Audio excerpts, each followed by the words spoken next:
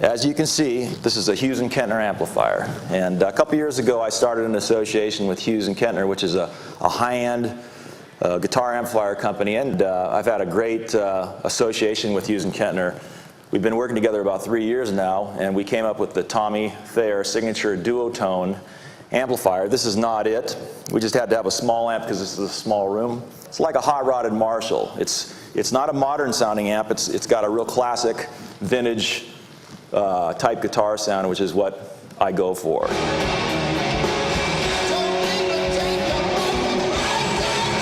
When I strum the guitar into the amp, I want to hear every string,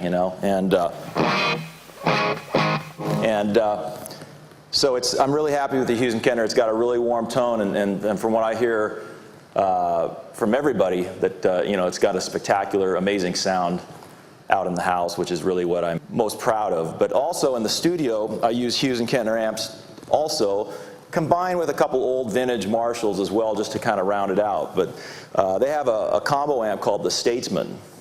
And I use the Statesman in conjunction with the duotone Thayer amp, and then also a couple old Marshalls. I have a couple amps that have been kicking around the storage for a while, so we just put it all together.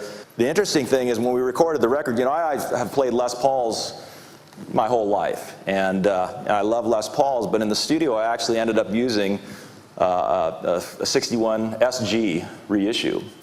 Actually, the guitar belongs to Paul Stanley. He loaned it to me for the recording, but I found that the SG was a little more punchy in the studio. It seemed to fit into the sonic spectrum, the sonic boom spectrum, a little bit better than the Les Paul did, because Les Pauls have a bigger bottom sometimes, and that sometimes it muddies things up a little bit. So the SG's got a little bit more of a mid-range punch, which I ended up really liking for the record. All my favorite guitar players, most of them played Les Pauls. When I was growing up, and that might have been Jimmy Page, guys like Alex Lifeson, Ronnie Montrose, Dick Wagner, different guys in the 70s that were big influence to me when I was growing up.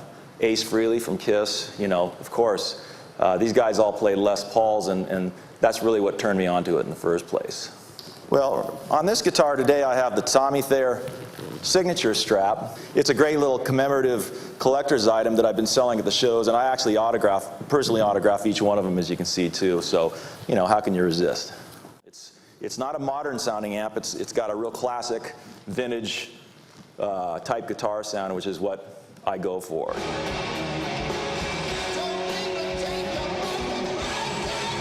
When I strum the guitar into the amp, I want to hear every string, and